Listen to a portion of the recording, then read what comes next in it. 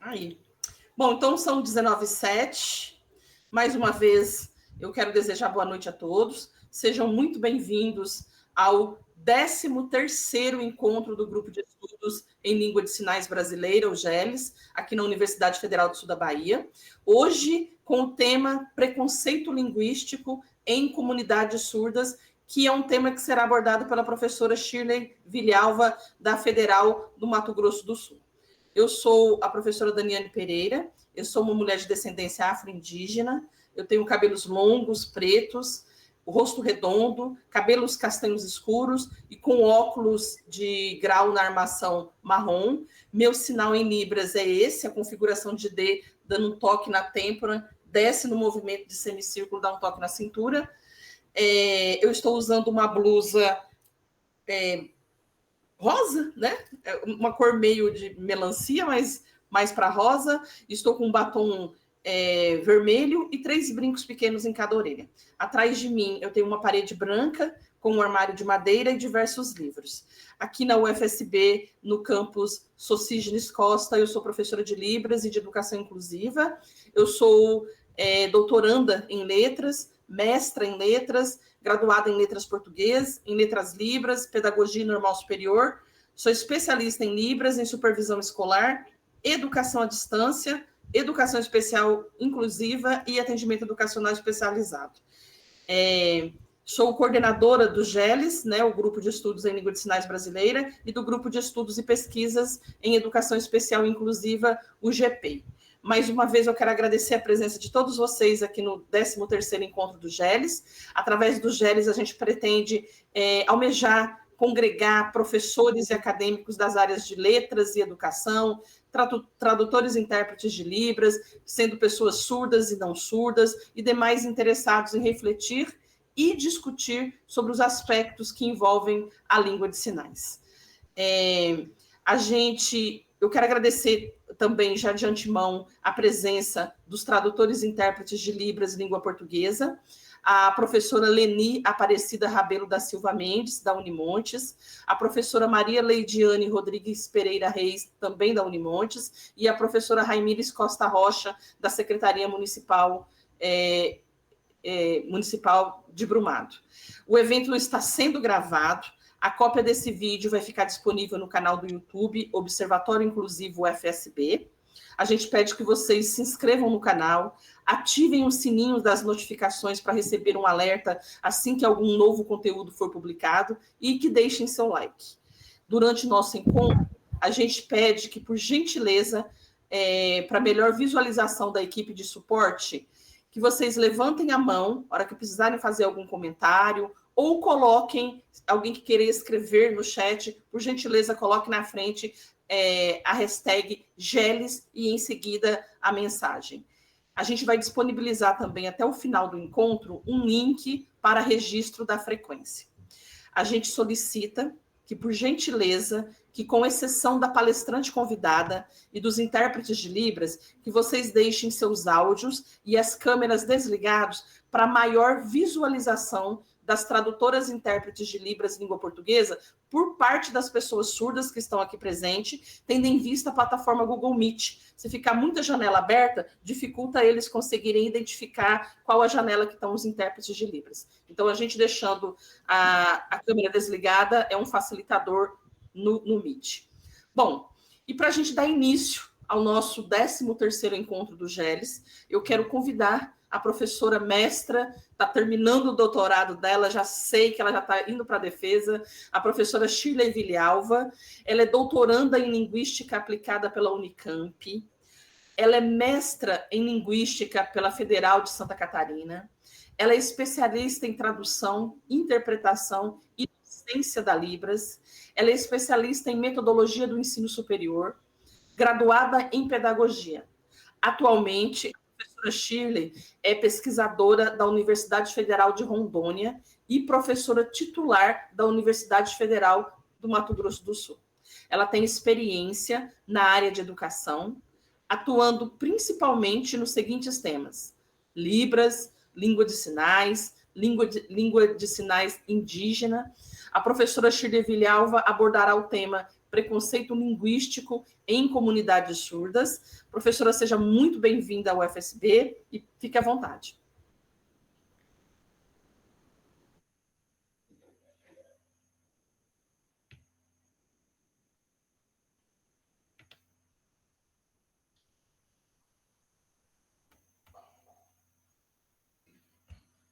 Boa noite a todos.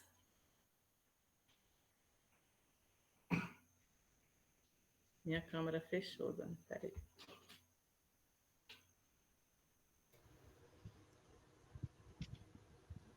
Abriu.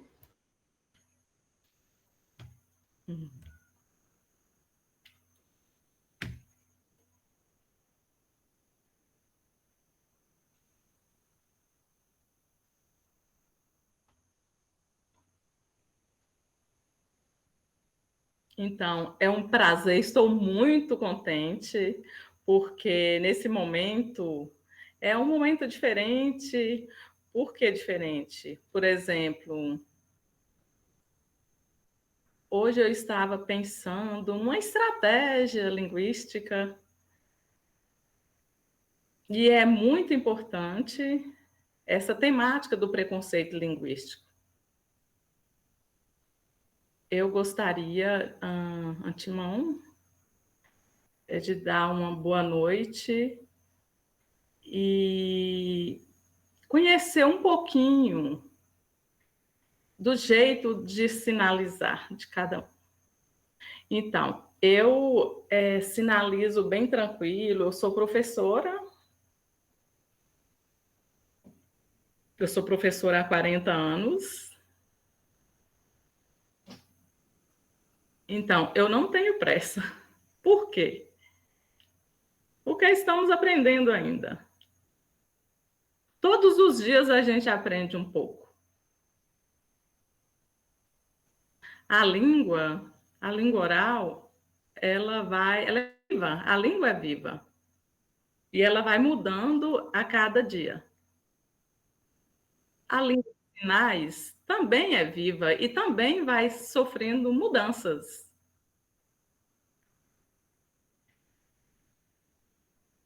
A língua oral ou a língua de sinais ou a língua escrita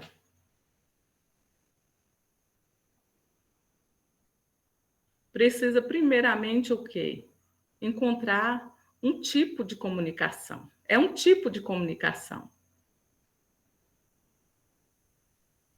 Então, muito obrigada pelo convite.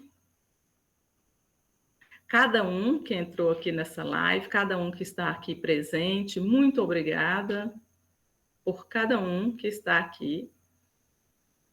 Vocês são muito especiais.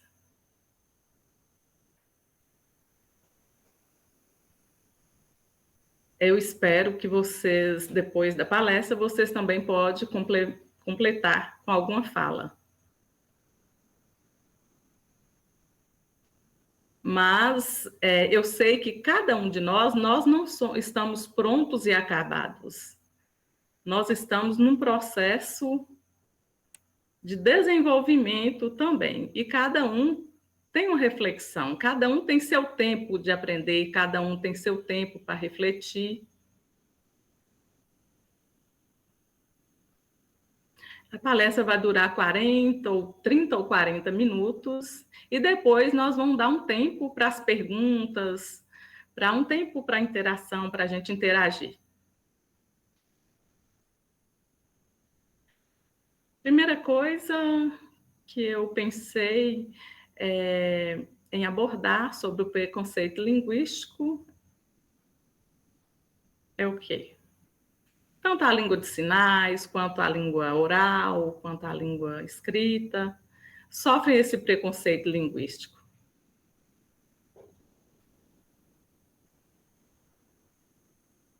Se a gente percebe, às vezes a gente percebe o preconceito linguístico nas línguas.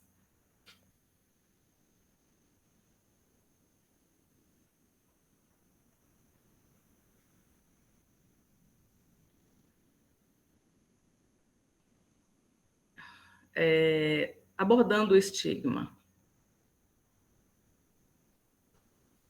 Às vezes a pessoa olha e percebe esse estigma na língua, que é o jeito que cada um olha. Os estigmas. Esse é o sinal de estigma. Esse é o sinal. E às vezes o surdo fica angustiado, o sujeito surdo ele se sente bem angustiado quando ele sofre esse tipo de preconceito linguístico. Geralmente nas academias, né, acontece, a maioria das vezes acontece, né, com os acadêmicos mesmo, esse estereótipo. Às vezes tem o surdo que é oralizado e também sabe a língua de sinais. Ele usa a língua de sinais e também consegue ser oralizado. Aí a pessoa fala, nossa, que legal.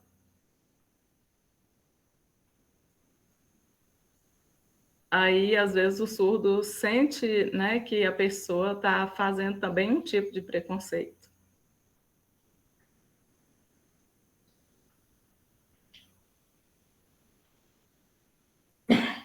Ou, às vezes, é discriminado também, sofre um certo tipo de discriminação.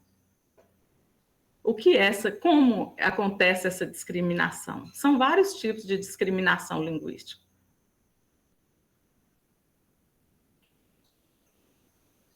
Agora mesmo, a língua de sinais americana.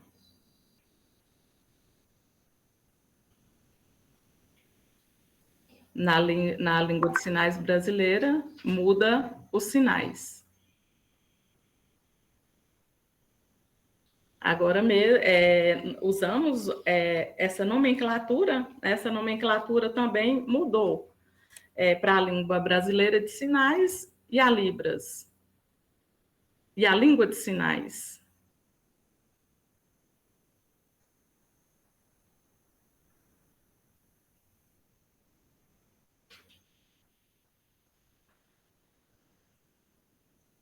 Vou entrar no interativa.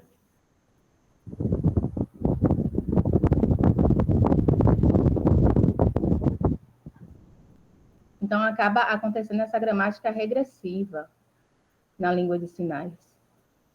E como que isso acontece?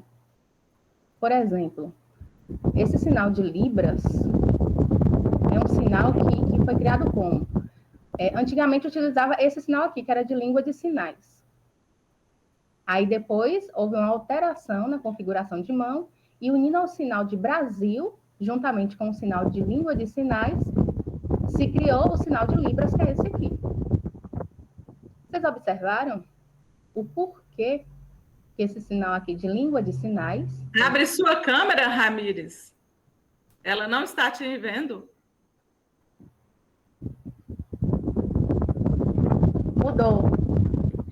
Mudou o intérprete.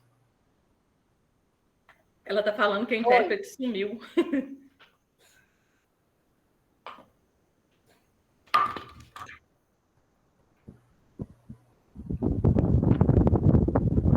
Ela está me procurando, Ramires. Eu vou falar para ela. Encontrou. Sumiu, meu Deus. 20 minutos. Tem que avisar para ela quando trocar a Rai. Pronto. Quando eu acabar, aí eu aviso.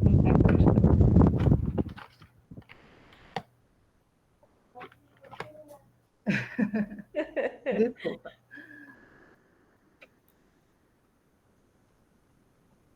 Então, voltando. Por exemplo, o sinal, né, de língua de sinais, esse sinal aqui, e era o sinal que se utilizava para Libras no passado. Era esse sinal que se utilizava. E aí, o sinal de Libras, junto com Brasil, sinal de Brasil. Aí usava Libras e Brasil, Libras brasileira, língua brasileira, para falar da língua brasileira de sinais. Eram utilizados 2 sinais, Libras e Brasil. Depois foi criado um sinal só para Libras. Porque a gente tem um mapa do Brasil e o contorno do Brasil. Então, a gente usa a letra B a letra B, mais a região e o contorno do Brasil. E aí, juntamente com esse movimento que era do sinal de língua de sinais, unindo os dois virou sinal de Libras. Às vezes, as pessoas, elas têm esse preconceito. Por quê? Porque o outro sinal, alguns intérpretes utilizam esse outro sinal. E também o sinal de Libras, em São Paulo.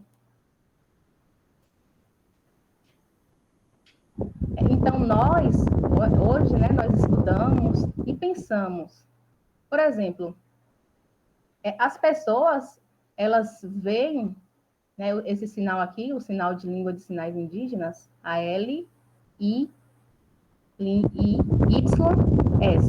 L, Y, S. L, I, S. Que é a língua de sinais indígena. A língua de sinais indígena, própria dos indígenas. A língua de sinais indígena. Então, é utilizado esse sinal aqui. L, I, S.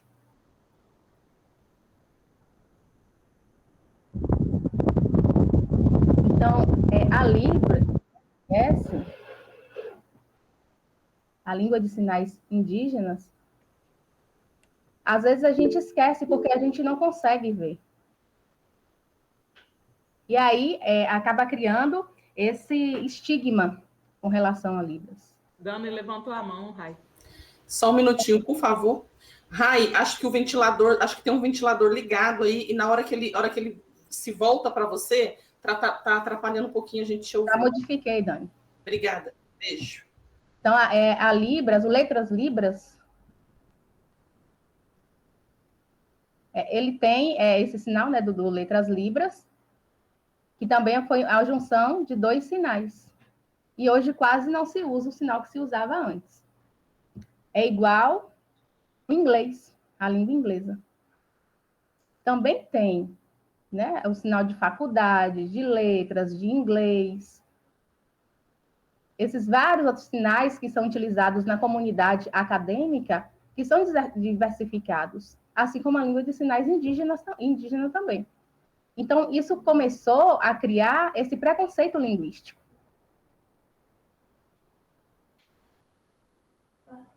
É importante também, às vezes, o surdo, dentro da comunidade surda, sinalizante, quando nessa comunidade,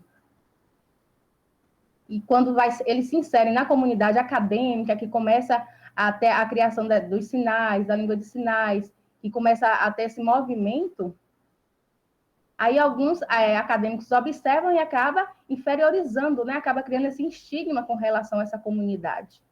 E eles acabam se achando superiores porque estão ali na comunidade acadêmica sinalizante. Também outro ponto importante relacionado ao preconceito linguístico, ou também relacionado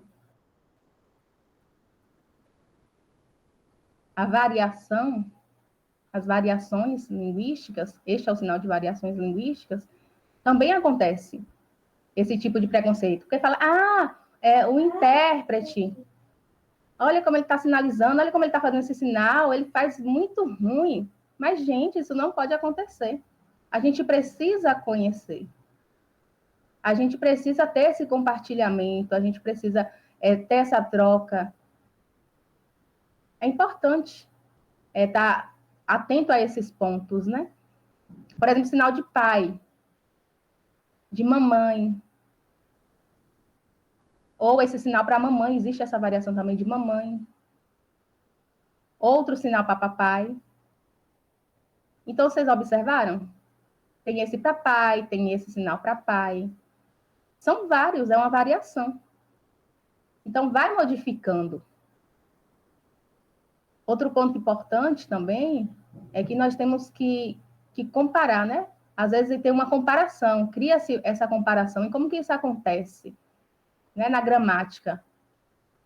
Aí algumas pessoas ela acabam tendo essa discriminação e acabam caçoando, dependendo do tipo de variação que acontece, né, dentro da gramática.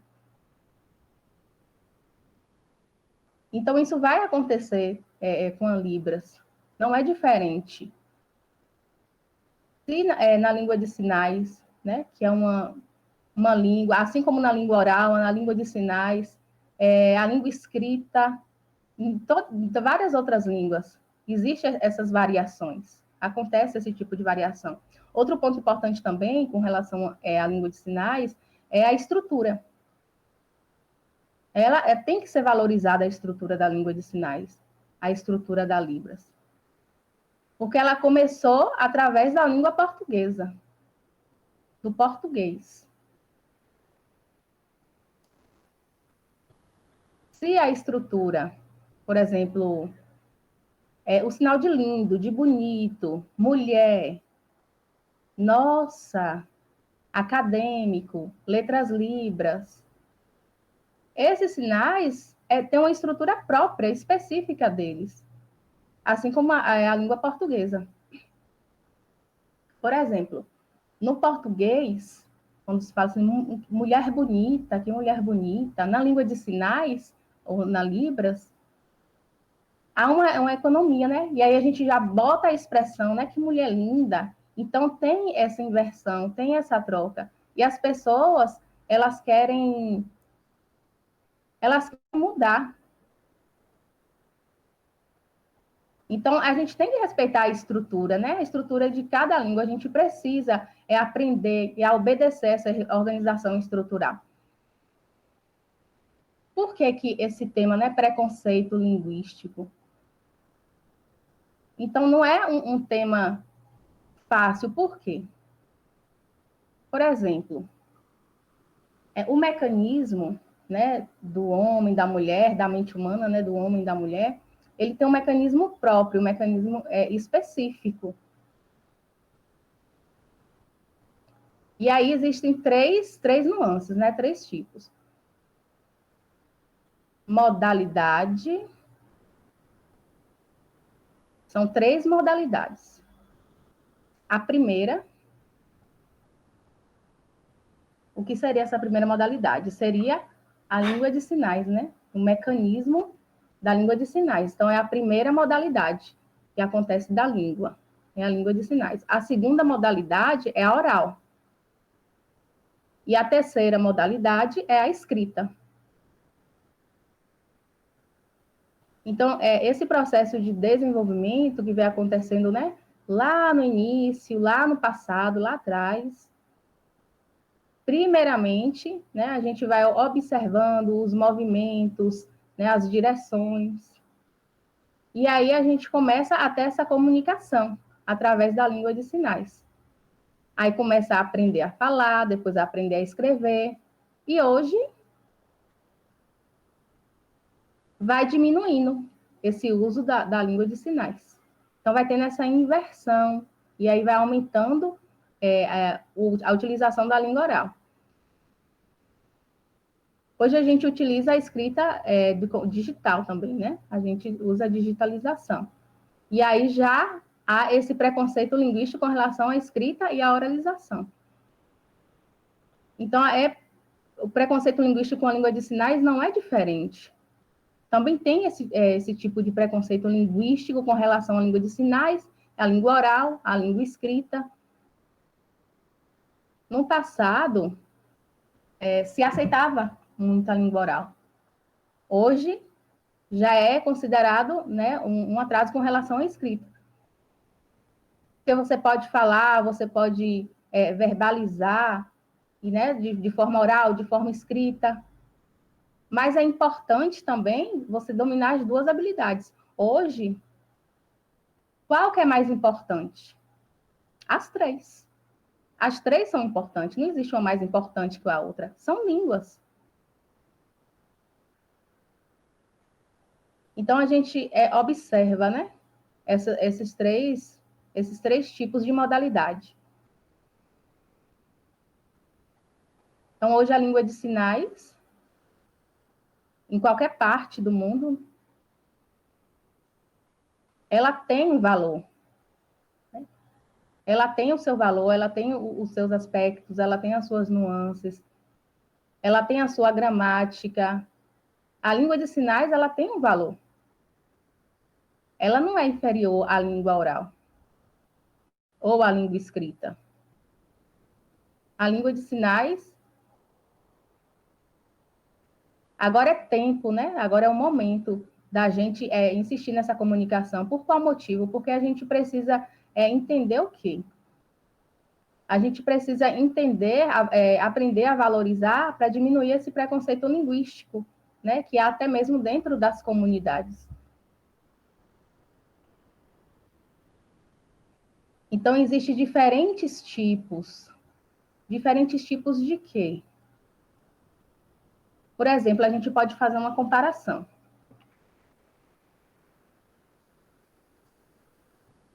Lá no passado, né, esse sinal de motosserra era feio. Né? Montes Claros, Rai. Oi?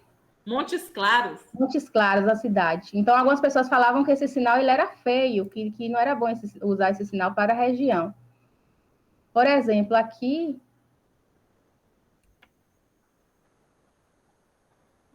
em Campo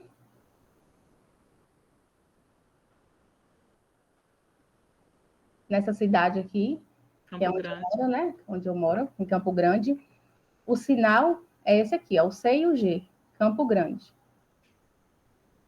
C e o G. E aí um grupo do INES, eles criaram esse grupo lá do INES, eles criaram esse sinal, né, de C e G para a cidade de Campo Grande. E aí alguns outros grupos começaram a criar esse outro sinal aqui, ó, por causa das araras. Então, eles pensaram nesse sinal. Só que aquele grupo que tinha criado outro sinal, eles não aceitaram. Então, eles começaram a questionar. Não, a gente não aceita esse sinal relacionado à arara. E aí acabou ficando os dois tipos, né? Os dois tipos de sinais. Lá em Montes Claros, tinha esse sinal, né? Relacionado à letra C. Eu não me recordo o nome. É Monte Claro. Aí eu me imaginei a letra C mais, né, o movimento do sol e das árvores. E aí eu comecei a imaginar também, né, a água passando, né, a água passando por detrás do pôr do sol. Então, aquele movimento das águas.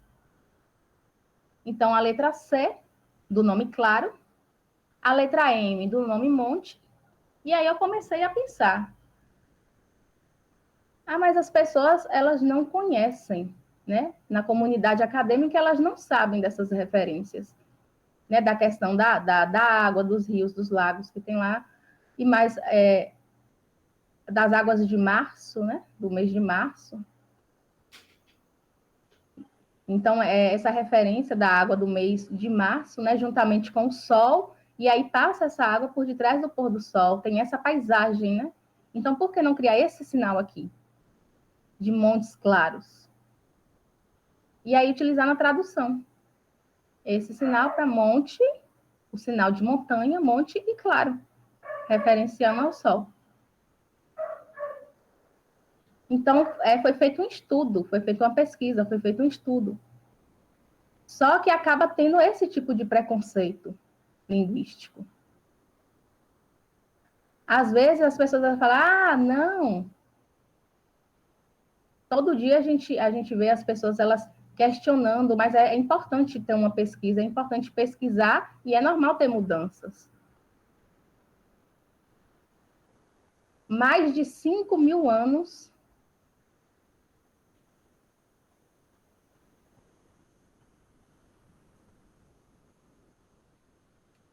outra coisa relacionada ao preconceito linguístico é que as pessoas elas nos olham dentro da comunidade surda, e aí elas observam e acham que a gente é quadrado, né? Por causa, é reduzido ali só ao não ouvir, né? Ao ser surdo. Ah, mas eu ouço um pouquinho. Ai, que lindo. Ele é surdo, mas ele ouve um pouquinho, ele fala um pouquinho. Nossa, parabéns, que ótimo, maravilhoso. Olha, ele ouve um pouquinho, gente. Graças a Deus, ouve, gente. Então, isso já é um tipo de preconceito linguístico. Quando as pessoas elas falam desse jeito, por quê? Porque é como se fosse uma sorte daquela pessoa ela ouvir um pouquinho. E quando a pessoa ela é totalmente surda, né? Quando ela não ouve nada, aí dentro da comunidade ouvinte, é como se ela fosse inferior, como se ela estivesse perdendo. Por quê? Porque ela não pode ouvir nada. Então, a comunidade é uma comunidade oral, a comunidade ouvinte, e pode ouvir qualquer coisa. Como é que pode? Então, nós, por exemplo, no ano passado, 80 pessoas, né, elas perguntavam, você ouve um pouquinho? Elas sempre me perguntavam, você ouve? Você usa aparelho? Antes eu usava. Aí eu falei, eu ouço um pouquinho. Ela, ai, graças a Deus. Mas como assim? Eu ouço um pouquinho, eu não quero ouvir um pouquinho. Eu quero ouvir muito. Como ouvir um pouquinho? É bom? Não é bom, não. É mentira falar que isso é bom. Porque não é verdade, isso não é real. E aí algumas pessoas ouvintes, elas não entendem porque elas não conhecem a realidade. Ela não conhece a nossa realidade linguística. E acha que a gente está perdendo. Alguns professores, no ano passado, eles perguntavam, por exemplo, a palavra simples. O que significa? Rai, Oi. então, simples, tem vários tipos. Avisa, Rai, que você vai sair, Rai.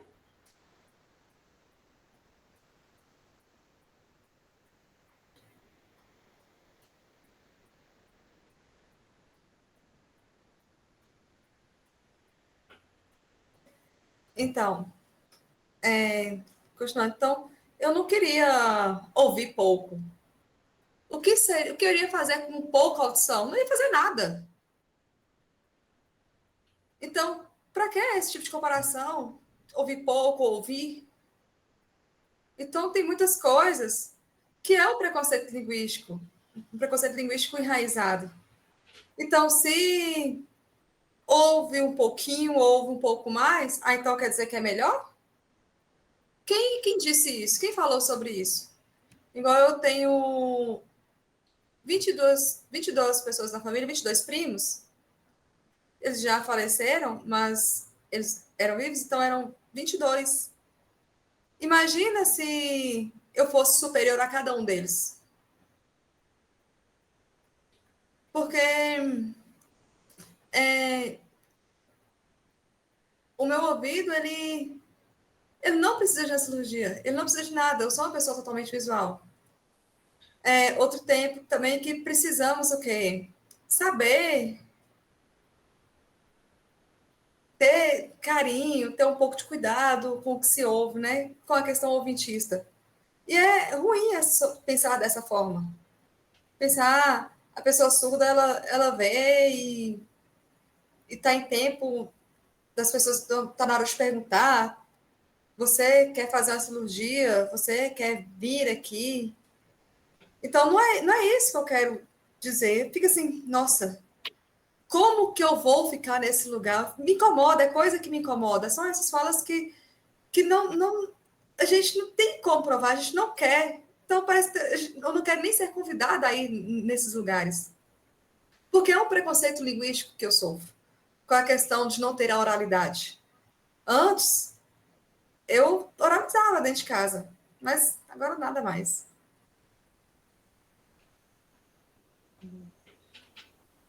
Agora, como que se pode mudar essa questão do preconceito linguístico?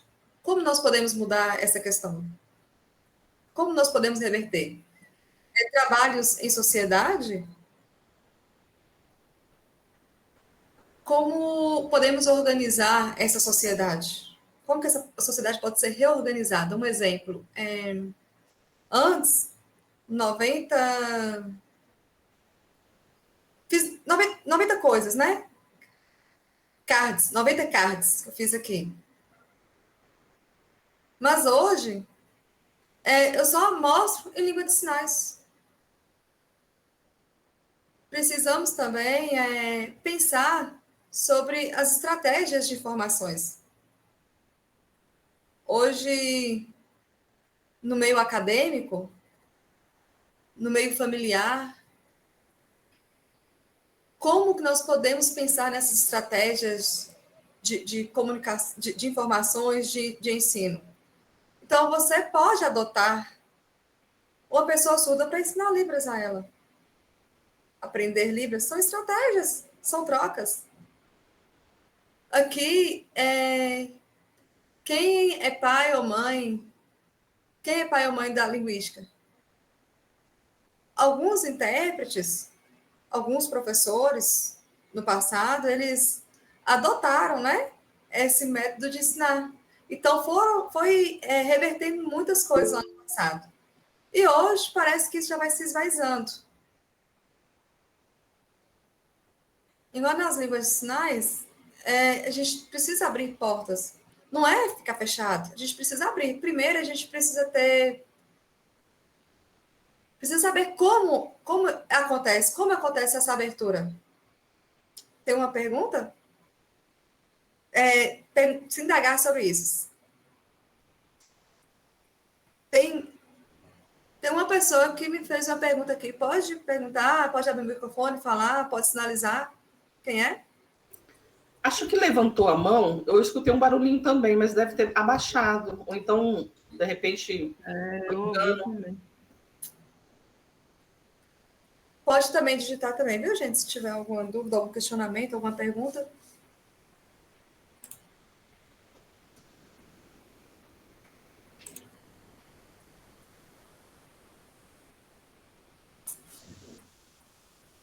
Tem alguém que perguntou? Posso continuar? Fala com ela que pode continuar, Leide. Acho que alguém deve ter clicado por engano. Ok.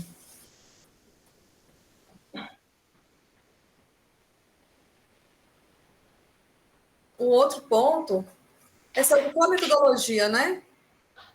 Qual a metodologia que a gente deve adotar para tirar o preconceito linguístico, né? Começar a trazer, apresentar propostas da sociedade, e organizar seminários, né? Que a gente mostre essas questões da língua de sinais. Porque o momento agora é de visualizar, de informar. O governo, ele está tendo muita divulgação nesse governo, isso é importante sobre as questões das línguas de sinais. Então, esse é o momento. Às vezes, a gente vai divulgando, né, falando muita coisa sobre implante coclear, mas e a língua de sinais? E aí? Cadê o nosso momento?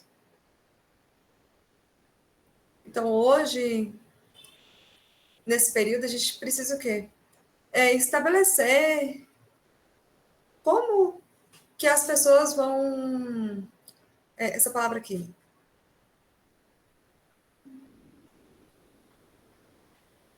Inclusão.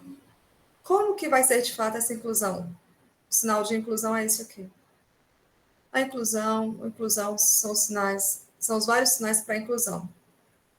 Vou adotar esse aqui na minha fala.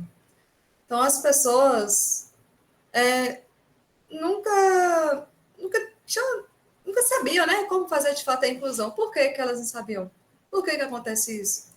Porque a inclusão não é só o governo ele conseguir trazer as coisas. Por que não é só o governo entregar verbas, financiamentos? para fazer a inclusão. Não é só isso. Inclusão é o quê? São políticas, são debates, são políticas governamentais. Começamos em 1996, no ano de 1996 nós começamos, e começou a ter essa divulgação de mais entendimento, e nós não tínhamos como fazer a questão da inclusão. Então, precisava o quê? Do presidente, precisava dessas verbas, precisava da assinatura, né? Para estar motivando mais ainda. Mas o professor, o intérprete, ele não fazia questão da inclusão. Não tinha inclusão até então. Ele fazia o quê? O que era feito nessa época? A acessibilidade linguística. Então, existia acessibilidade linguística. O intérprete, ele não sabia nem como fazer essa questão da acessibilidade linguística sozinho. O intérprete, por que somente ele? Porque a acessibilidade precisa para a pessoa cega, para a pessoa oralizada, precisa para o ensino da língua, precisa para o cadeirante, precisa para a questão da fala português. Então, precisa ter vários tipos, são vários tipos de deficiências, né? Que são englobadas. A acessibilidade, ela significa só ter um português bom ali escrito? Não é isso. As pessoas deficientes só precisam ter um português ótimo, ou os DAs, deficientes auditivos, que tem o português ali ótimo, excelente. Não, o surdo, como é que ele fica nessa história? Ele também precisa cobrar a questão da acessibilidade linguística para ele. Porque a acessibilidade esses sinais aqui é como se fosse a acessibilidade é a tradução e interpretação. Por isso a gente usa esse sinal. Porque a gente precisa o quê? Entender como será essa organização. Eu sou intérprete, eu vou fazer acessibilidade? Sim, capaz. Então, você pode ajudar uma pessoa cadeirante, você pode dar um apoio para um deficiente visual, você pode apoiar de diversas formas as pessoas com deficiência. E aqui nesse campo, também é a questão do português. Igual o intérprete, ele seja 100% com a questão da acessibilidade linguística. Igual o intérprete, ele precisa acolher a língua de sinais, as línguas de sinais indígenas, a língua de sinais americana, as línguas, todos os tipos de línguas, todas as línguas de sinais, todas as comunidades, as diferentes as pessoas ciganas, né? As vários tipos de raças. Então, a gente precisa ter essa inclusão aqui no Brasil, de fato. Um exemplo, você já viu no governo trabalhar com a questão de inclusão e fazer essa divulgação de acessibilidade linguística? Vocês já viram isso? É uma pergunta que eu faço a vocês. Então, tá aí. Então, o momento é de nós agora fazermos baixo-assinados, fazermos abaixo-assinados cobrando essa questão da acessibilidade linguística. Porque se continuarmos somente com a palavra inclusão, então o governo vai ter orgulho, falar, eu consegui, tá bom, tchau, aqui, essas outras questões, vou enrolar e vou deixar para lá e vou seguir como está, já consegui. Então, gente, precisa o quê? As questões dos intérpretes estão minorizadas. São palavras, questão de inclusão, bate palmas e tudo, e tá pronto, essas coisas. É só isso. E a acessibilidade linguística zero? Cadê? Cadê a acessibilidade linguística? Então, se o intérprete, o surdo, o ouvinte, o professor instrutor de Libras, o professor de surdo, todos precisamos o quê? Ter um papel, uma responsabilidade nova. Não é ficar somente criticando, reverberando o passado. Não. A gente precisa avançar e buscar avanços nesse processo. Vocês estão entendendo claro, gente? Como é que tá aí? Tá ok? Tão claro aqui? Obrigada pelo feedback. Então, Ai, gracinha, gente, muito obrigada. Olha aqui, eu organizei aqui 2 páginas aqui para mim trabalhar hoje com vocês. Então, nós, sobre a questão da acessibilidade linguística, é um momento que é de...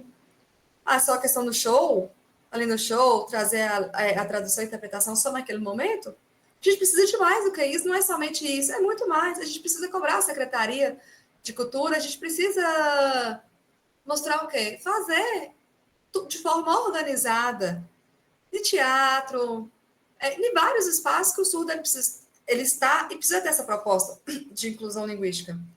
Nas políticas dentro das comunidades, nas políticas governamentais, ele também precisa ter esse respeito com esses campos. Ele precisa ter esse respeito com a língua de sinais, com a cultura da pessoa surda. Ele precisa... Se só você faz o acontecimento, e aí? O que a gente pode fazer em primeiro lugar? 5.450 municípios, nós já conseguimos a lei de Libras.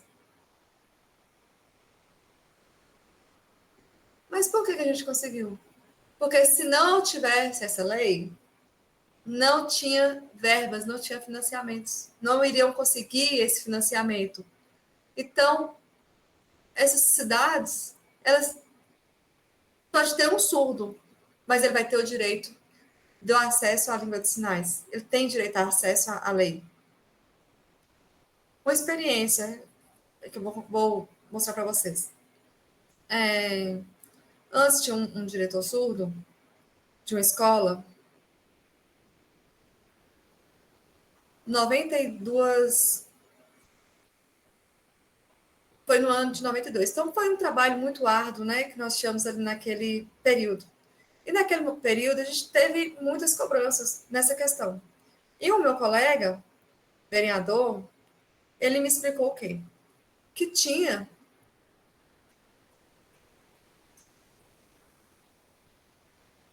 estado de passarinho. Como assim, estado de passarinho? Fiquei, nossa, o que é isso? Aí eu vou explicar melhor para vocês. Por que acontece? A associação de passarinho conseguiu a lei no dia do passarinho. Aí eu falei, que legal, interessante, entendi. Mas essa lei do dia do passarinho conseguiu verbas, conseguiu financiamentos? E a pessoa surda falou assim, eu surdo, não tem lei, falta legislação. Então, eu falei, nossa.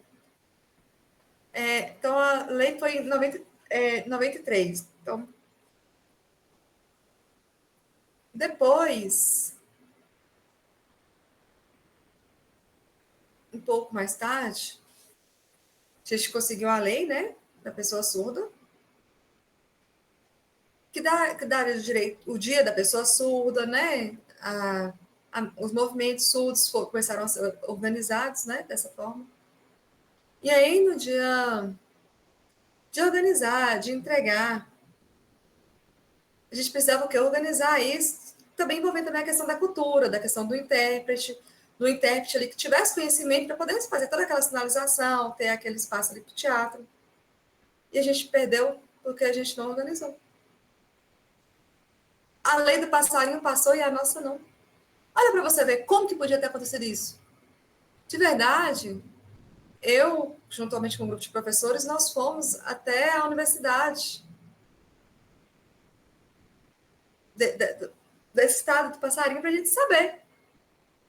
Opinião, a gente queria saber como é que acontecia, né? Então, teve esses momentos e a gente tem aqui essa lei. Então, eu aprendi como é que teria que ser feito. Então, se vocês ainda não têm lei, façam. Se tem um surdo, façam. Se tem uma pessoa surda, ele tem esse direito. E ele tem o direito de usar a língua de sinais. Só a pessoa surda que usa a língua de sinais? Não, não é. Tem o poder linguístico, é um poder linguístico que ele tem. Às vezes, as pessoas falam assim, não, sou ouvinte, o surdo está ali. O surdo, e o ouvinte ali naquele mesmo ambiente, e daí? A gente precisa o quê? Que o surdo ele usa a língua de sinais. E o momento é o momento de visualização da língua de sinais. Porque se tem um surdo, pode ter 10 intérpretes juntos, a gente pode juntar surdo, intérprete, família, juntar todo mundo. Vizinhos, a gente precisa ter essa união para usar a língua de sinais aqui nesse lugar. A gente tem esse poder, o poder está em nossas mãos. Se a gente não tem esse poder, a gente precisa trazer a superioridade a essa língua, mostrar essa língua. Também sobre a questão também das políticas, a gente precisa o quê? Das práticas dessas políticas. Se a gente só tenta somente... Se a gente somente agregar diferentes trabalhos dentro da sociedade, diferentes lutas dentro da sociedade, diferentes práticas, quem vai mostrar para mim é o momento de criar agora e tirar o preconceito linguístico. A gente acabar, tentar tirar, né? Diminuir. Então, tem vários estudos sobre preconceito linguístico, por quê? Em vários lugares tem esses debates políticos, esses debates políticas linguísticas. Então, essas políticas linguísticas, elas estão ligadas ao quê? Ao Ministério. Qual o Ministério que ele está ligado? Ao Ministério da Cultura. Um exemplo. Libras, qual o financiamento que ela tem? De onde que vem o financiamento para as Libras? As tecnologias e cultura. Vem desse Ministério. Não precisa pedir ao MEC. A gente não precisa se dirigir ao MEC para fazer esses pedidos. Um exemplo. O MIC, o Ministério da Cultura, ele é responsável pelas línguas de sinais. Pelas línguas indígenas, pelas línguas quilombolas, pelos vários tipos de línguas aqui do nosso país. O órgão responsável é o MIC, o Ministério da Cultura. Não é nós ficamos cobrando, pedindo lá ao MEC. Fazendo coisas para o MEC, pedindo várias coisas para o MEC. A responsabilidade de ensino, quem vai cuidar, quem vai valorizar a questão da língua e da cultura, é o MIC, que é o Ministério da Cultura. Então, a gente tem os caminhos a ser seguidos, os caminhos que a gente deve percorrer nessa luta, para diminuir um pouco desse preconceito linguístico. Então, vocês têm alguma pergunta? Ou eu posso continuar? Tem pergunta? Eu posso continuar? Sem perguntas por enquanto.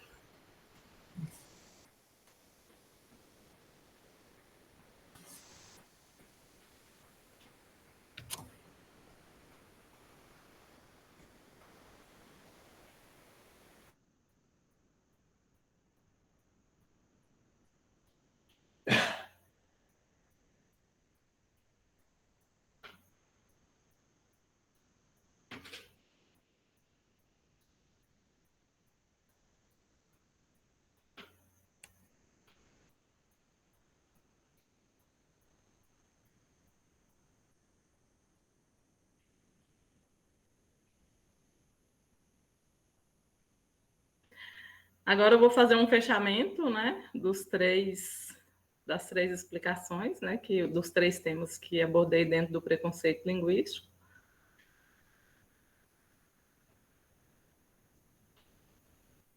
Que é o quê? Nós precisamos acabar com o preconceito linguístico. Nós precisamos nos apoiarmos, nos unirmos, intérpretes, familiares, profissionais da educação. Nós precisamos ter essa união para acabar com esse preconceito linguístico. Nós precisamos nos organizarmos, divulgar na área da educação, nas praças públicas, nos reunirmos nas praças, em todas as cidades. Nós precisamos, nas feiras, em todos os lugares que reúne bastante pessoas, nos hospitais. Precisa ter essa acessibilidade também. Nós precisamos divulgar, fazer movimento, nos movimentar para que diminua esse preconceito linguístico. Nós precisamos ir na associação de surdos, em vários espaços públicos, fazer seminários e divulgar em todos os ambientes.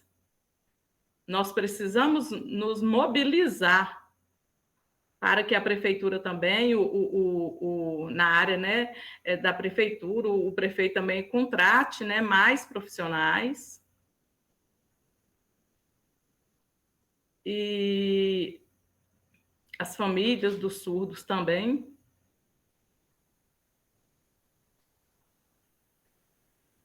Porque esse preconceito linguístico precisa diminuir, nós precisamos dessa mais acessibilidade.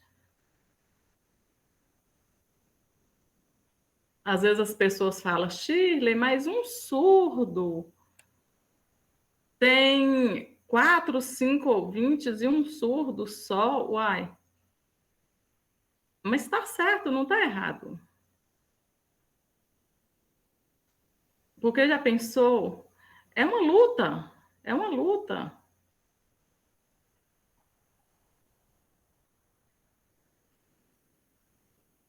Em 1990, começou essa mobilização.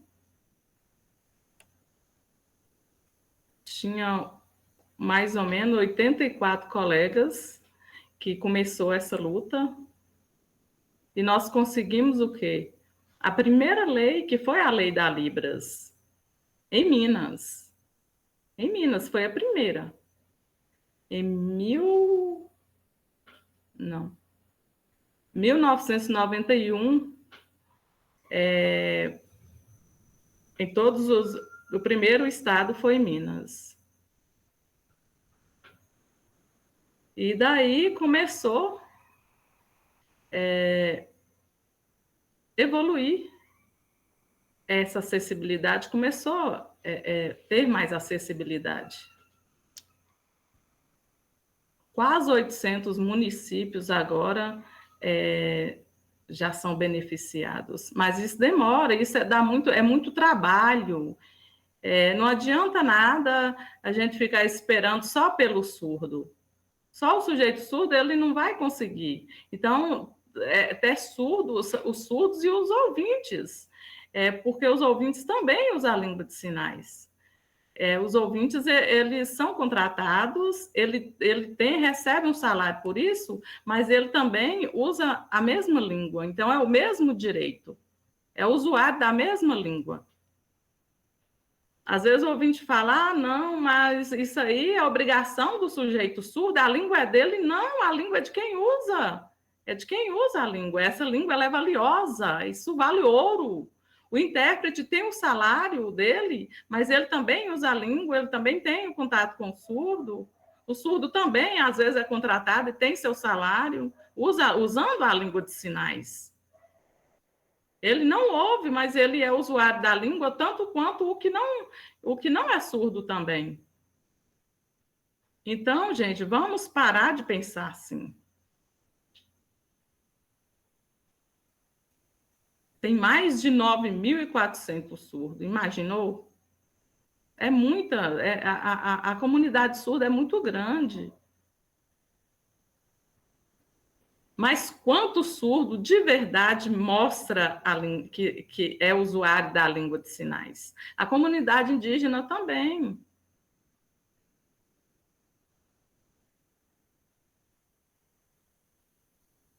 Tem mais de 31 anos que que o surdo é valorizado na comunidade indígena.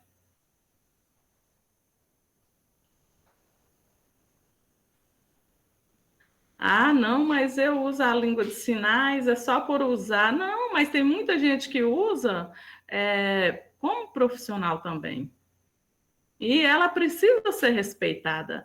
Então, é interessante, é muito importante a estratégia de unir o sujeito surdo com os ouvintes para conseguir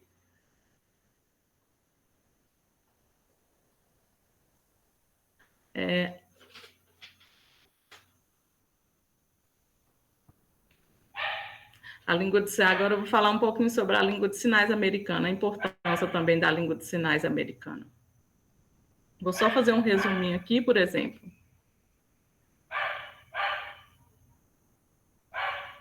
Hoje nós sabemos o respeito que a língua de sinais deve ter e agradecemos por isso. Na comunidade, a língua de sinais americana, a gente precisa estudar. Sim, nós precisamos estudar. Porque também nós precisamos dominar a língua de sinais americana, porque tem alguns momentos que o professor aqui não tem a língua inglesa. O inglês, os alunos aprendem o inglês e nós aqui aprendemos só a língua de sinais brasileira. Por que não aprender a língua de sinais americana também? Assim como os ouvintes aprendem a língua de sinais, a língua oral inglesa. Então, é necessário também que temos acesso à língua de sinais americana e que aprendamos a língua de sinais americana. Temos o professor de inglês, tem o intérprete de Libras e o intérprete também deveria saber a língua de sinais americana. Mas mais de 20 anos nessa luta. As pessoas precisam entender. O preconceito linguístico é muito grande. O governo adora o quê? Fazer esse preconceito linguístico com a língua de sinais.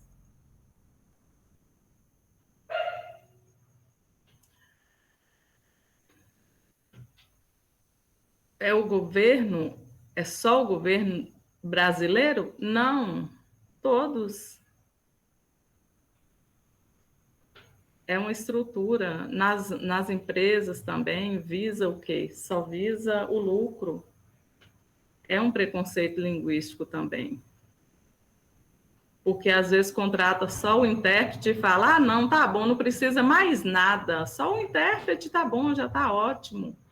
E aí todos se calam. Na comunidade indígena, a mesma coisa. Tem 180 línguas, ai meu Deus, e agora mais a língua de sinais, mais intérprete a ser contratado. E na escola, às vezes, já tem o professor de inglês, agora mais um intérprete. Vai ficar muito caro, é muito gastos. Nós precisamos lutar para conseguirmos. Nós precisamos fazer o certo.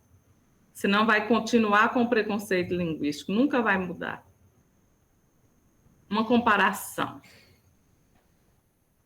Já imaginou uma pessoa implantada?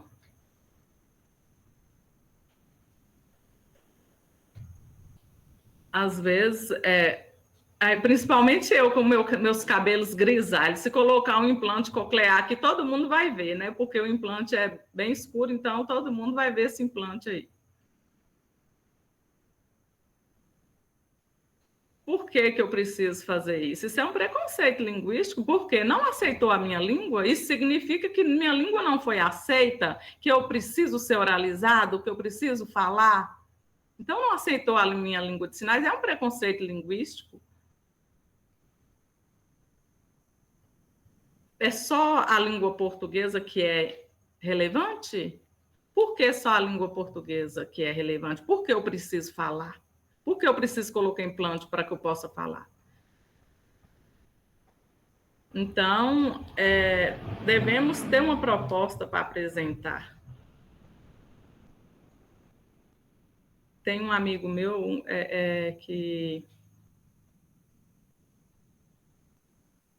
que ele sempre fala o quê? Se o implante, se cada pessoa tiver um implante, por exemplo, 9.000 pessoas implantadas, é 4.500 cada implante. 4.500 cada implante.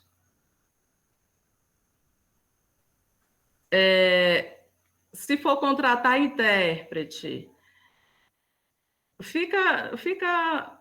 o implante fica mais caro. Você já pensou em implantar 9.000 e tantas pessoas? Então, assim, nós precisamos pensar nisso, nós precisamos acordar.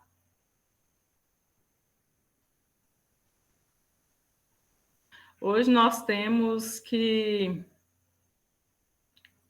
puxar a corda do governo. Nós precisamos, com essas palavras, puxar a corda do governo. Nós precisamos nos mobilizarmos. Nós precisamos ter esse compromisso, porque o governo ele não tem compromisso. Ele não tem esse compromisso. É difícil. Então, isso precisa mudar. Essa realidade precisa mudar. Às vezes o surdo reclama, mas nós somos seres humanos. Nós temos nossos direitos. Eu não estou falando das pessoas que têm implante, não. Eu estou falando da língua. Eu estou falando que o governo ele investe no implante. Ele faz esse investimento, né, para implantar as pessoas para falar o português oral. Então, é um preconceito linguístico. Por quê? Por que não contratar o profissional para que o surdo ele consiga ter o mesmo valor sem o implante? Com a presença do intérprete, ele aprende do mesmo jeito, ele é valorizado do mesmo jeito.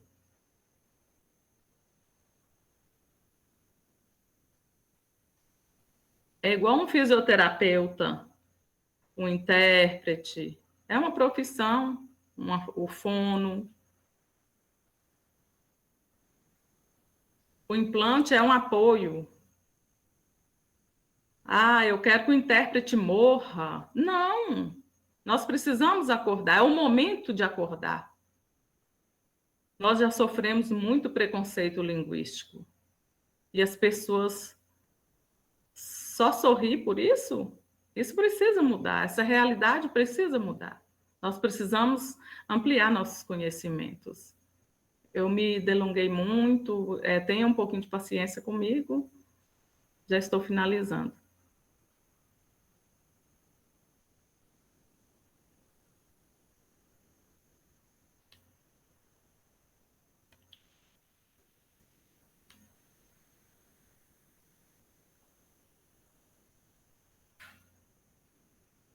Se tiver alguma dúvida, pode colocar no chat.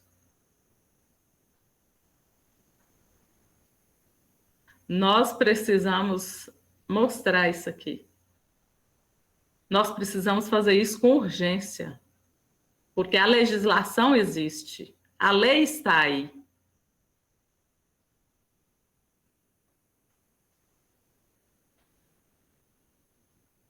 Já há muito tempo atrás que começou, né? A lei ela já não é tão nova assim. Já tem 11 anos, já 11 anos aqui no Brasil.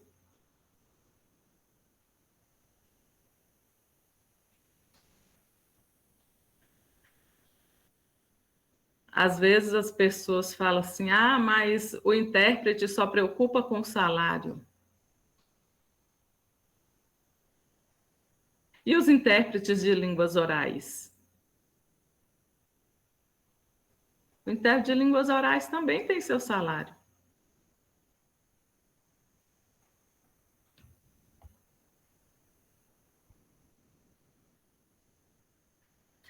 Gente, às vezes eu sou teimosa demais, sempre quando eu estou, né, palestrando, meus olhos começam a arder por causa do suor e eu sempre carrego essa toalhinha. Ela sempre fica aqui pertinho de mim. Tenha paciência comigo.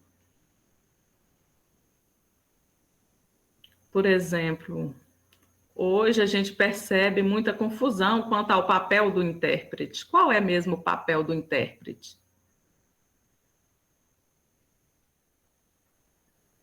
Porque o movimento diminuiu. Alguns intérpretes têm um salário bom, sobrevivem daquele salário. Mas a luta diminuiu também. Ele quase não participa dessas lutas. E isso não pode, tem que continuar. Ele precisa continuar lutando também.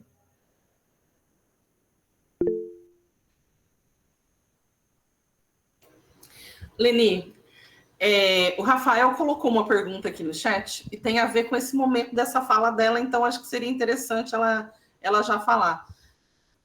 Pode falar, Rafael, ou sinalizar se você quiser abrir a câmera.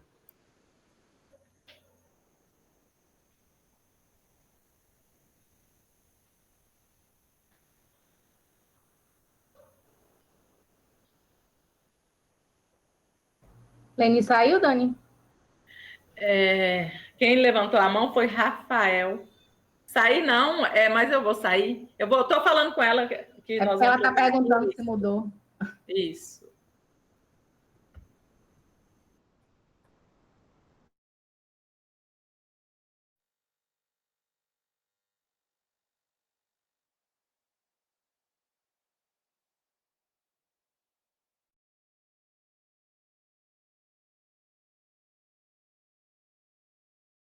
Ela está pedindo para Rafael baixar a mão.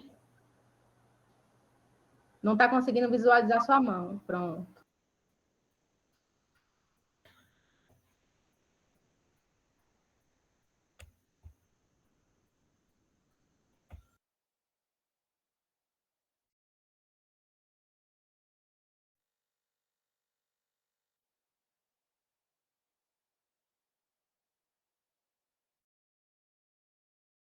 A imagem do Rafael está travando. Rafael, abaixa um pouco a câmera sua, por favor. Ok, ótimo, obrigada. Então, tem uma pergunta aqui para ela. Sobre a lei... Me explica, por favor, sobre essa questão. Da questão dos valores pagos ao tradutor e intérprete, a questão salarial. Precisa ter questão do piso, né? O piso nacional para o tradutor e intérprete. Um exemplo. Aqui na cidade... Qual cidade que é essa? Não sei se não. Itabuna. Itabuna, muito obrigada. Obrigada. Aqui na cidade de Itabuna, não tem o piso salarial para o intérprete. É difícil. A gente quer, a gente trabalha diretamente com a pessoa surda e é difícil essa questão de não ter o piso. A gente precisaria, né, ter uma lei que falar sobre essa questão, sobre a questão salarial do piso para o tradutor e intérprete. Ok. Muito obrigada. Muito obrigada, Rafael, pelo questionamento. Intérprete, eu, Leidiane. Eu... Não também.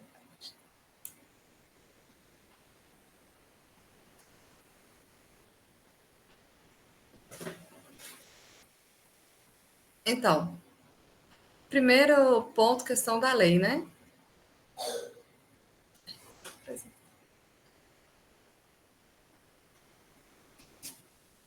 Ah, tá. Hoje, sobre a questão da lei, né? Que você me perguntou, que o Rafael fez a pergunta. Então, é uma coisa muito interessante, é um ponto muito interessante. Só um instante aqui, por favor, gente. O meu notebook começou a descarregar, vou fazer a conexão aqui. Só um instante.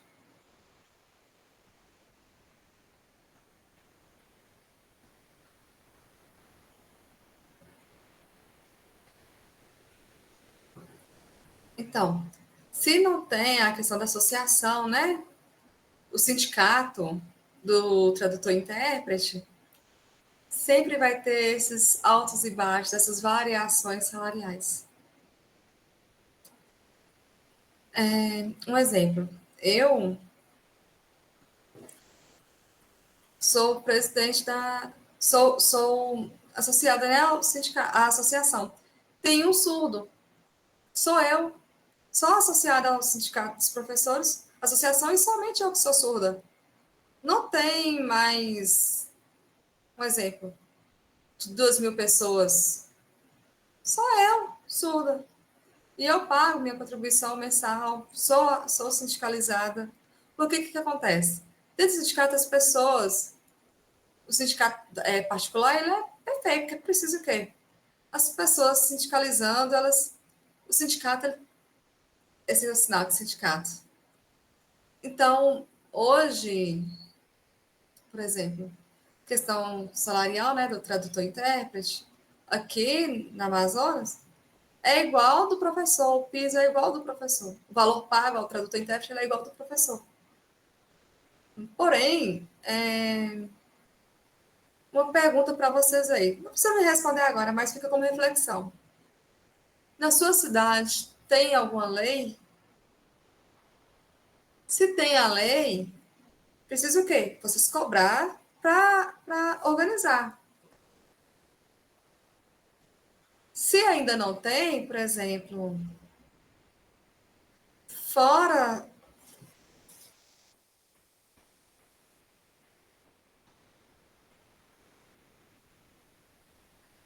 os trâmites burocráticos, a gente precisa estar contactando a Câmara dos Vereadores, para essa questão do trâmite, Assembleia Legislativa, a Assembleia dos Deputados estaduais, federais, para que eles assinem e aceitem essa lei, para a gente começar o quê? Ter essa questão burocratizada. Não importa a quantidade, a gente consegue fazer. É possível fazer. Se não tem a lei, vocês já perceberam quantas leis existem de Libras? Então, todo ano tem uma nova. Então, são mais de 2.000 leis que tratam sobre Libras. Então, se vocês pensarem que pode demorar, mas e se conseguir mesmo com a demora? E aí? Se vocês pensarem o quê? Ficarem angustiados, ficarem ali... Eu também fico nessa mesma situação, porque eu tenho amigos, professores, que o salário é R$ 1.700. Isso me angustia. É muito pouco salarial para professor, gente. Para pagar ônibus, para ir trabalhar. Pensa sobre essa questão. Eu fico preocupada também com os tradutores e intérpretes, porque a questão da saúde, os braços, gente, é um desgaste muito grande, intelectual, mental. A saúde mental, como é que fica nesses casos? Cadê os benefícios que essa pessoa poderia ter? Então, ela não tem nenhum benefício? Ela não tem direito a praticamente nada? Então, a gente precisa o quê? Cobrar, pedir. Não é lavar as mãos e deixar, não. A gente precisa impor, a gente precisa pedir, a gente precisa mostrar nossa vontade. E eu fico preocupada com essas questões. Porque, às vezes, as pessoas, elas ficam comparando ao professor, ao pedagogo, ao linguista, a essas trocas. E, assim, tem 40 anos que a gente está nessa área, né? A gente precisa estar junto com o intérprete. Eu preciso estar junto com o intérprete. Eu não posso caminhar ele para um lado e para o outro. Eu preciso estar em consonância com ele. Por isso é importante essa cobrança. Às vezes as pessoas ficam me perguntando: por que você cobra essas questões para o intérprete? Por que você puxa o saco do intérprete? Por que você faz isso? Porque se a gente não cobra fonoaudiólogo, a gente não cobra para os professores, né? Ouvintes, essas questões vocais, né? Porque ele fala tanto. O intérprete aí, o que a gente vai cobrar para o intérprete? Os braços, a gente tem que dar esse apoio, a gente precisa estar junto, porque é o direito. É uma assistência que esse profissional tem direito. A gente precisa lutar e cobrar em prol do tradutor-intérprete. A gente precisa organizar, ter propostas legislativas. Aqui no Brasil não tem propostas legislativas que tratem sobre isso. Vocês já viram algum? Não tem, porque eu nunca vi. Então, a gente precisa ter essa divulgação. A gente sabe que pode demorar, a gente sabe que pode acontecer. Mas a gente tem que ser uma família unida nesses debates. Não é só ficar aqui no que aprendeu hoje. Ficar 60 anos naquela mesmice de ficar vendo, a família vai debater e tal. Não. Senão isso aqui vai se esvaziar, a gente vai ficar velho, a gente vai morrer e não vai ver nada. Eu não quero morrer, gente, mas é uma coisa assim que a gente quer lutar sempre, né? Mas eu fico pensando que não é só a questão do tradutor-intérprete, do surdo, que vai para o fonoaudiólogo. A gente precisa o quê? Ir para a academia, a gente também precisa ir para a fisioterapia. A gente já viu a questão da tese?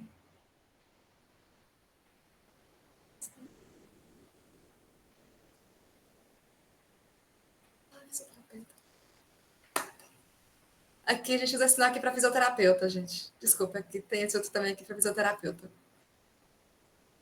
Então, o intérprete ele tem direito a fisioterapias. É questão de saúde dele, é a questão de saúde.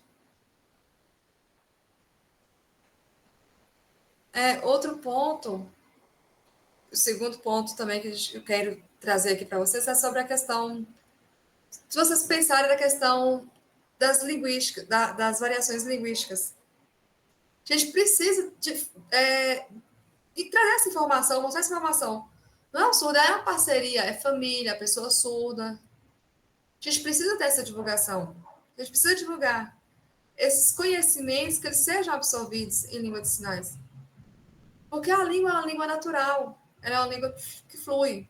Precisa desenvolver, a gente precisa trazer investimentos para essa área. Igual, por exemplo, tem um show, né? Que a pessoa está ali cantando. Então, a gente deve ter a língua de sinais ali em par de igualdade. A gente precisa trazer tudo junto. Ter essa paridade, né? Nessas línguas. Exemplo, lá no norte, teve um grupo de palhaços surdos que eles conseguiram financiamentos, né? Para a cidade. Ter essas trocas, porque tiveram leis. Era a lei da cultura, a lei da pessoa surda. E a gente também tem a disciplina de cultura surda, então já tem esse conhecimento. Agora, aqui no Brasil, a gente precisa organizar a questão das leis. Não é ficar deixando as coisas correrem, igual se um intérprete, sem interpretação, eu estou aqui e você está aí, então fica esse aqui é o sinal para interpretação. E o intérprete, ele tem aquela experiência em outros lugares, com outros surdos. Ele precisa trazer essas trocas, né? Nos Estados Unidos, na Argentina. É igual aqui no Brasil, a gente precisa ter essas trocas linguísticas.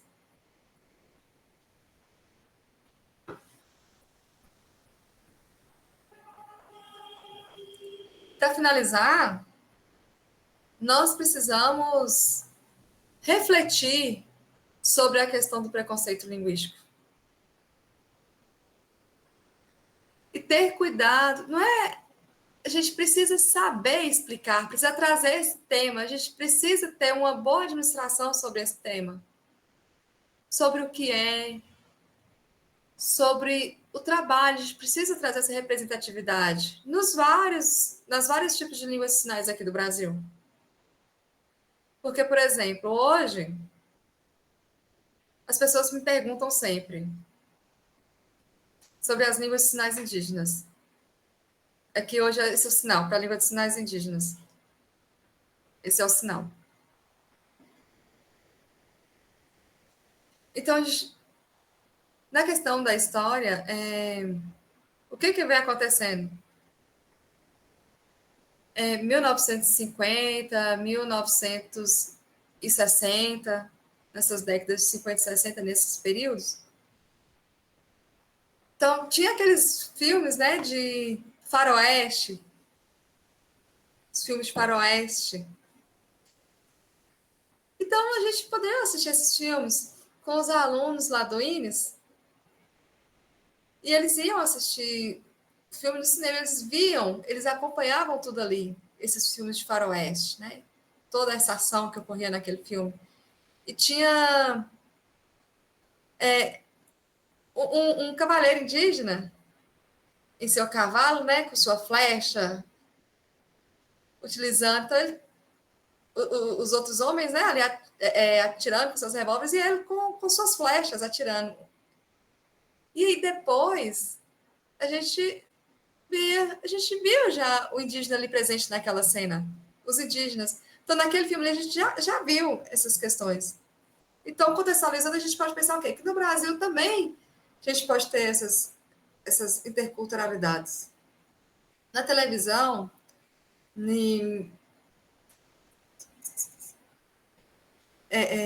meus vizinhos, eles começaram a mostrar esses filmes indígenas, né?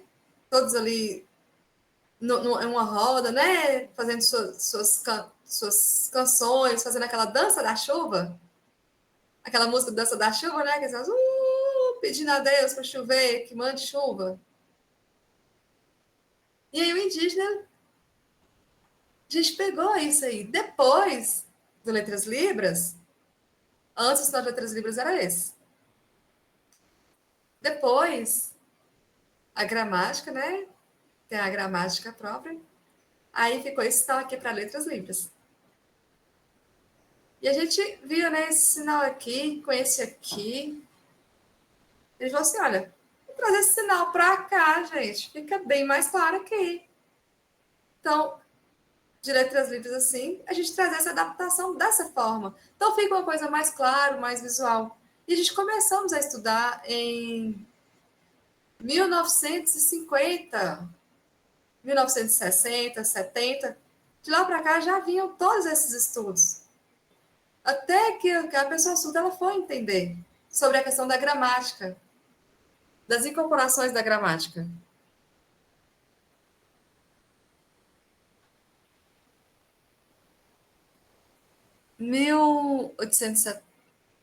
Antes de 1970, a gente convidava, né, os grupos. Em 1992.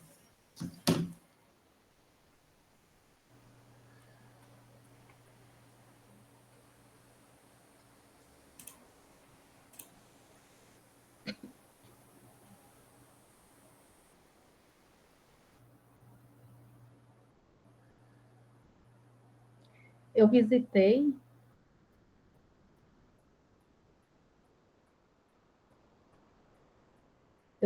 a intuito de pesquisa o Capu, é uma língua indígena, a língua de sinais Capu.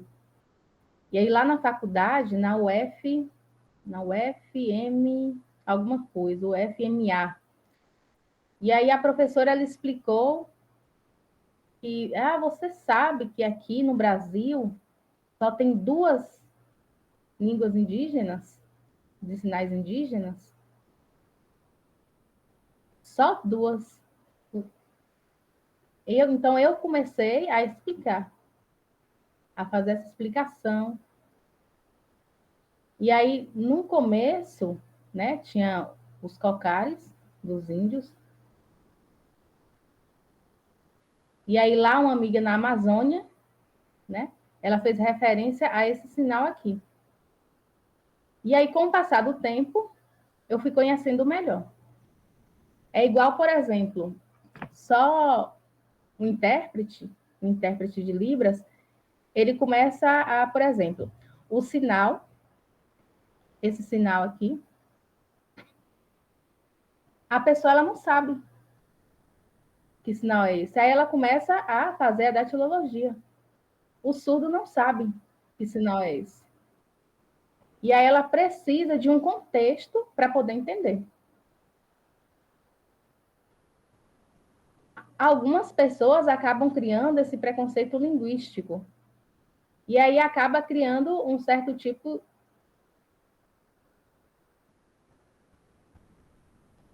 de legenda. Hoje, nós temos vários preconceitos com relação aí à legenda. Mas fica muito perto do rosto e é em português. E aí tem que ser bilíngue, precisa, as duas línguas. O surdo, ele só está usando uma modalidade. Por quê? Porque o país, ele se organiza para ser multilíngue. Ele tem que se organizar para usar essas diversas línguas aqui no Brasil. Então, qualquer surdo, para que qualquer surdo ele possa conseguir entender, ele possa conseguir usar essa modalidade bilíngue, o português como uma segunda língua. E a língua de sinais, ele pode, né, utilizar a língua de sinais como primeira língua. E também a língua escrita. O português como L2.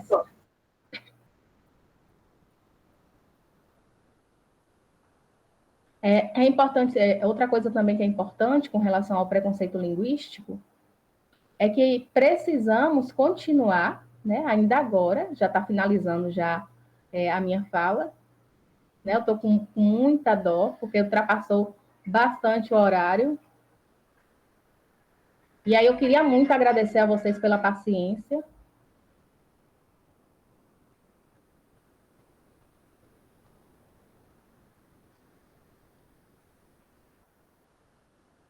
Se vocês quiserem fazer alguma pergunta, pode digitar também a pergunta, fiquem à vontade. Obrigada, professora Shirley. Eu vou usar 10 minutos de português para fazer um aviso em português.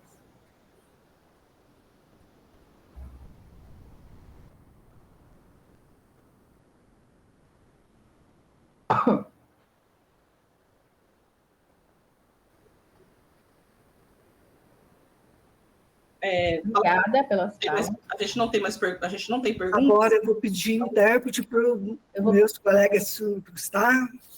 Vou falar português com vocês. Ok.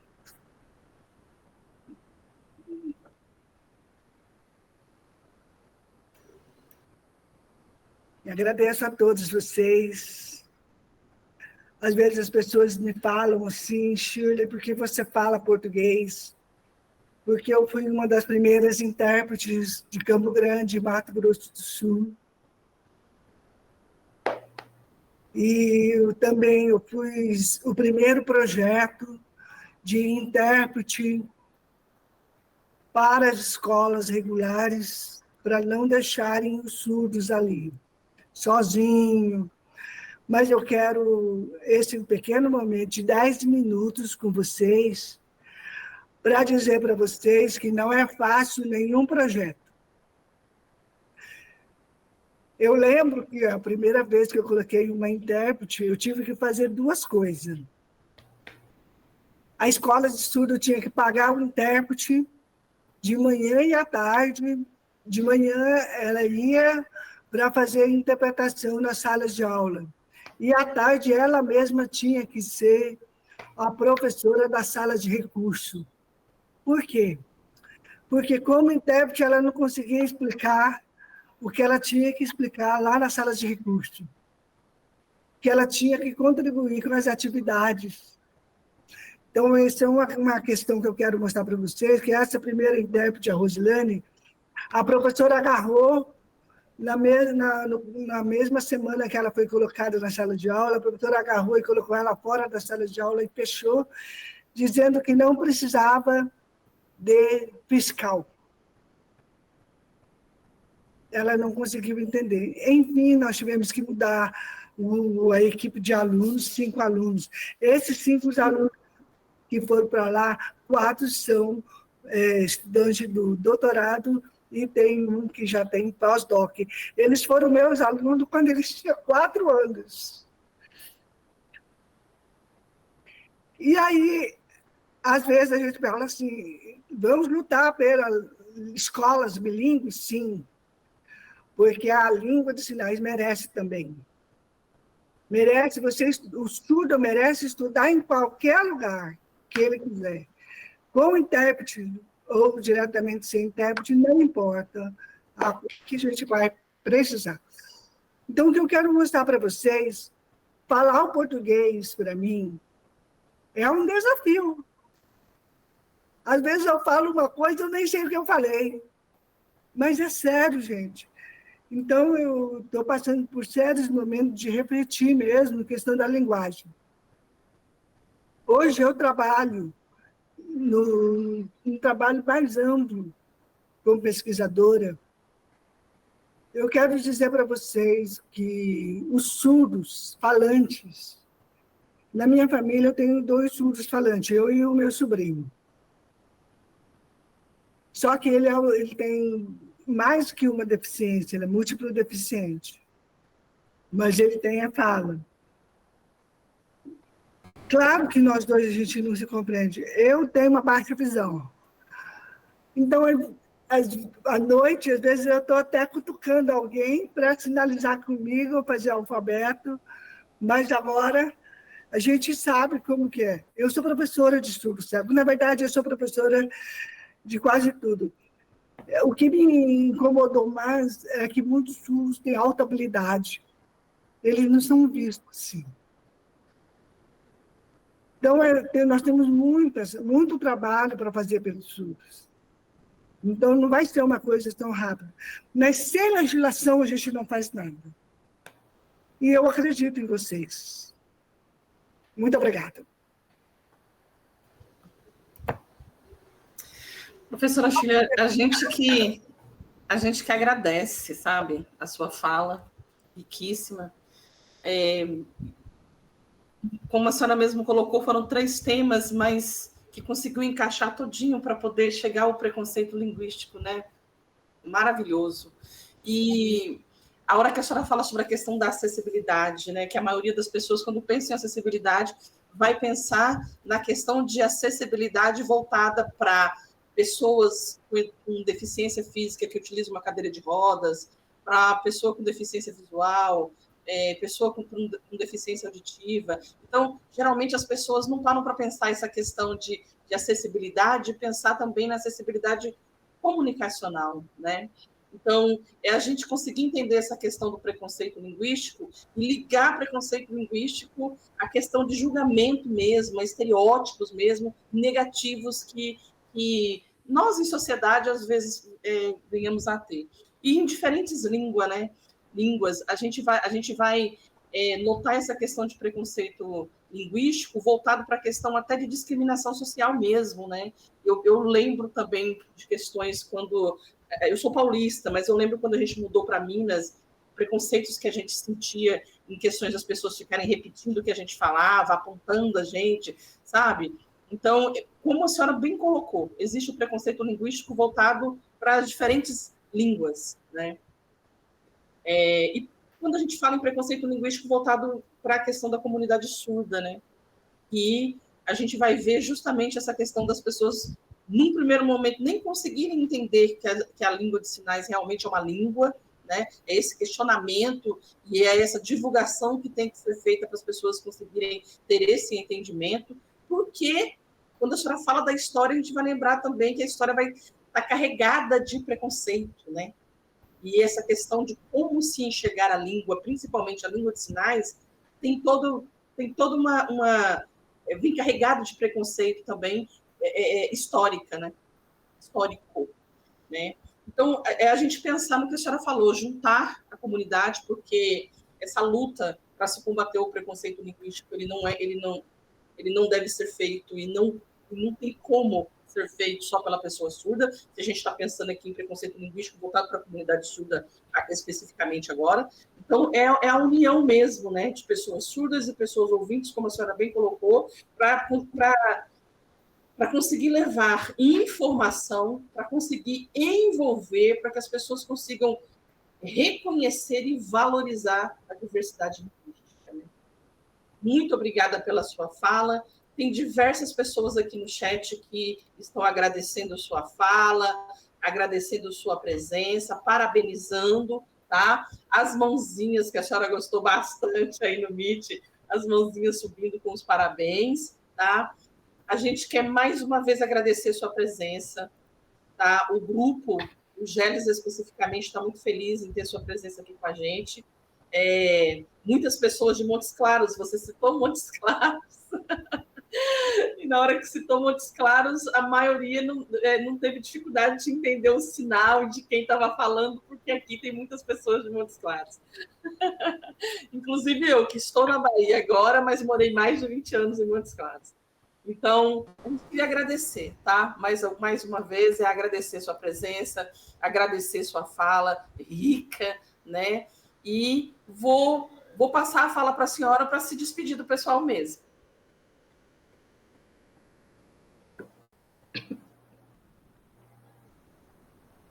Tchau.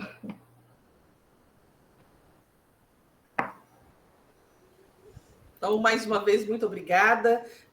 Professor Elton, também um professor surdo. Professor Elton, se eu não me engano, não lembro se o professor Elton é do Pará. Vamos ver se ele coloca no chat para a gente. Mas está sempre com a gente. De repente, ela até conhece ele. Está sempre com a gente e também colocando aqui no chat, agradecendo, falando que sua fala foi maravilhosa. Então, professora, mais uma vez, muito obrigada, tá? A todos que estiveram aqui presentes, pessoal, boa noite a todos, muito obrigada pela presença. Mais uma vez, eu quero agradecer também a presença das tradutoras e intérpretes de Libras Língua Portuguesa, a professora Leni Aparecida Rabelo da Silva Mendes, da Unimontes, a professora Maria Leidiane Rodrigues Pereira Reis, também da Unimontes, e a professora Raimires Costa Rocha, da Secretaria Municipal de Educação de Brumado. Meninas, muito obrigada. Vamos tirar a foto, Dani. Vou abrir, isso mesmo. Quero agradecer também a equipe de organização, aos monitores, aos integrantes do GELES e, mais uma vez, a professora Shirley Vilhalva. Pessoal, vamos abrir as câmeras agora para a gente tirar uma fotinha? Pode ser? Ixi, tem gente de vários locais, ó. Ângela está em Porto Velho, Rondônia. Ó, nossa, Pará, tem muita gente do Pará. Obrigada, gente, pela presença.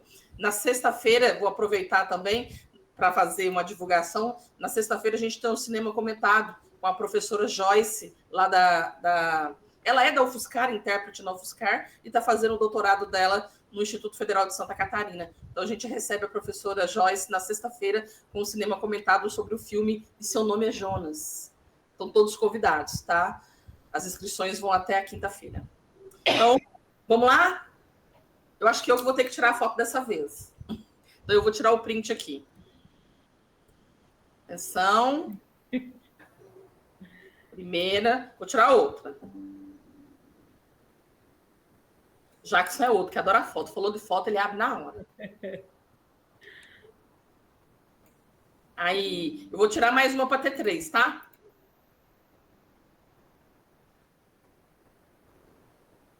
Pronto. Gente, muito obrigada mais uma vez. Uma boa noite a todos, uma ótima semana.